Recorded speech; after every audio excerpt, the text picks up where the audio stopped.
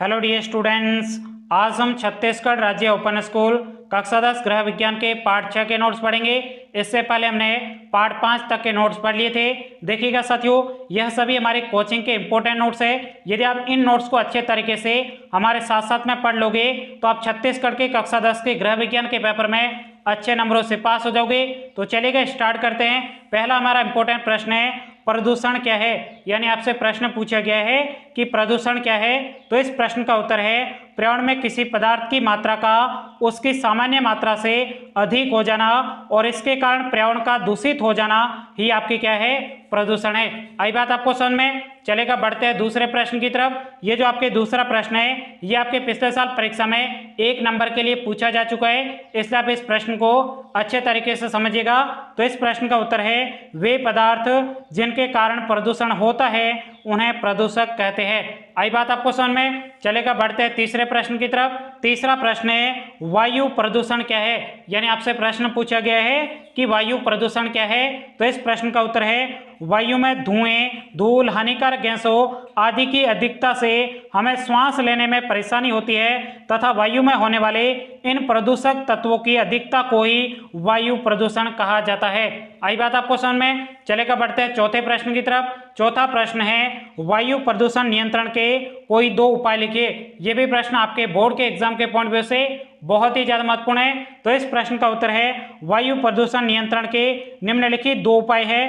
पहला है आपके बायोगैस का प्रयोग करना, दूसरा है सौर कुकर का उपयोग करना। चलेगा, बढ़ते हैं नेक्स्ट प्रश्न की तरफ। अगला आपके 5वां प्रश्न है, जल प्रदूषण क्या है। यानी आपसे प्रश्न पूछा गया है कि जल प्रदूषण क्या है। तो इस प्रश्न का उत्तर है, जल में किसी स्वाद, गंध, रंग, धूल तथा कीटाणुओं की अधिकता ही जल प्रदूषण है। आई बात आपको समझ में? अब ध्यान से देखिएगा साथियों, आप हमारे इन कोचिंग के नोट्स को अपने मोबाइल में डाउनलोड करके किस प्रकार से पढ़ सकते हो। चलेगा, मैं आपको इसका पूरा प्रोसेस बताता हूं। सबसे पहले आपको अपना मोबाइल लेना है और उसके बाद में मोबाइल का लॉक ओपन कर देना है। उसके बाद में आपको गूगल पर जाना है और गूगल पे आपको क्लिक कर देना है और उसके बाद में यहाँ पे आपको लिखना है MOST, उसके बाद स्पेस EXAM। यानी आपको इस प्रकार से मोस्ट एग्जाम लिखना है। उसके बाद में नीचे जो ये आपके सर्च का बटन है इसके ऊपर क्लिक कर देना है। क्लिक करने के बाद में आपके सामने इस प्रकार से मोस्ट एग्जाम लिखा होगा, इसके ऊपर भी आपको क्लिक कर देना है। क्लिक करने के बाद में आपको थोड़ा सा नीचे आना है। उसके बाद में देखिएगा यहाँ पे लिखा हुआ है छत्तीसगढ़ राज्य ओपन स्कूल और उसके बाद में यहाँ पे जो क्लिक लिखा हुआ है इसके ऊपर आपको क्लिक कर देना है। क्लिक करने के बाद में आपके सामने इस प्रकार सा पेज खुल जाएगा। अब देखिएगा यहाँ पे लिखा हुआ है छत्तीसगढ़ ओपन स्कूल की सभी जानकारी देखें। यहाँ पे आपको कक्षा 10 के नोट्स देखने हैं, तो उसके सामने जो क्लिक लिखा हुआ है इसके ऊपर आपको क्लिक कर देना है। क्लिक करने के बाद में आपके सामने इस प्रकार से कक्षा 10 के सभी विषयों के नोट्स खुल जाएंगे।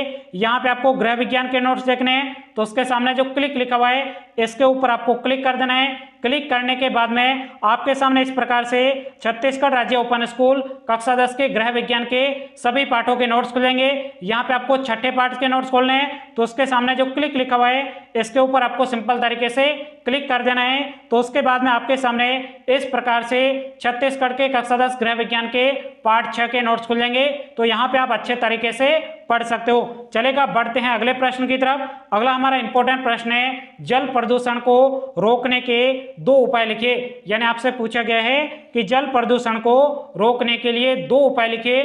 तो इस प्रश्न का उत्तर है, जल प्रदूषण को रोकने के लिए निम्नलिखित 2 उपाय है, जिसमें आपके पहला है जल स्रोतों में गंदा जल मिलने से रोकना और दूसरा आपके उपाय है कूड़ा कचरा नदियों और समुद्रों में नहीं डालना चाहिए। चलेगा, बढ़ते हैं 7वें प्रश्न की तरफ। 7वां प्रश्न है, मृदा कब प्रदूषित होती है। यानी जो भूमि है वो कब प्रदूषित होती है, इसके बारे में आपको प्रश्न पूछा गया है। तो इस प्रश्न का उत्तर है, मृदा तब प्रदूषित होती है जब उसमें फैक्ट्रियों के अपशिष्ट के रूप में रसायन और धातुओं को फेंका जाता है, तब आपके क्या होती है, मृदा प्रदूषित होती है। आई बात आपको समझ में? देखिएगा साथियों, हमारी कोचिंग के यहाँ पे आपको बिल्कुल फ्री में सभी नोट्स दिए जा रहे हैं। तो साथियों, अभी तक भी आपने इस वीडियो को लाइक नहीं किया है तो सबसे पहले आप इस वीडियो को लाइक करिएगा और चैनल पे पहली बार आए हो चैनल को अभी सब्सक्राइब करिएगा, जिससे आपको आने वाले सभी विषयों के हम यहाँ पे जैसे ही फ्री में नोट्स अपलोड करेंगे उसकी जानकारी आपको सबसे पहले मिल जाएंगी। और इन नोट्स को अपने सभी साथियों तक जरूर भेजिएगा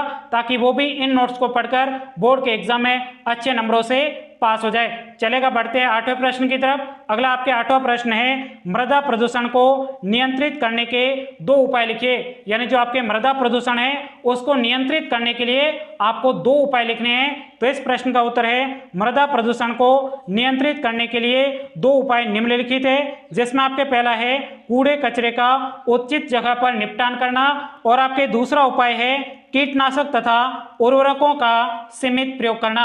आई बात आपको समझ में? चलेगा, बढ़ते हैं 9वें प्रश्न की तरफ। 9वां प्रश्न है, ध्वनि प्रदूषण क्या है? यानी आपसे प्रश्न पूछा गया है कि ध्वनि प्रदूषण क्या है। तो इस प्रश्न का उत्तर है, कानों की सामान्य श्रवण क्षमता से अधिक तीव्र ध्वनि जो कानों को अप्रिय लगे वह ध्वनि प्रदूषण है। आई बात आपको समझ में? अब देखिएगा साथियों, आपके छठे पार्ट में इतने ही इंपॉर्टेंट प्रश्न बनते थे, तो आप इन प्रश्नों को अच्छे तरीके से पढ़ लीजिएगा, और अगले पार्ट के प्रश्न देखने के लिए साइड में जो आपको वीडियो दिखाई दे रहा है उसके ऊपर क्लिक करके आप नेक्स्ट पार्ट के प्रश्न देख सकते हो। तो साथियों, आज के इस वीडियो में इतना ही। Thank you, take care.